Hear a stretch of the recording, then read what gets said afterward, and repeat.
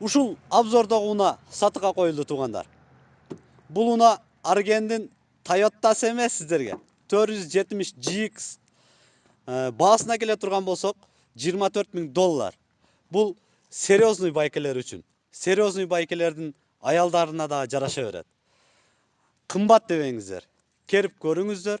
Ухоженный, өтө жакшы сакталган, газ жок, чисто бензин менен жүрөт.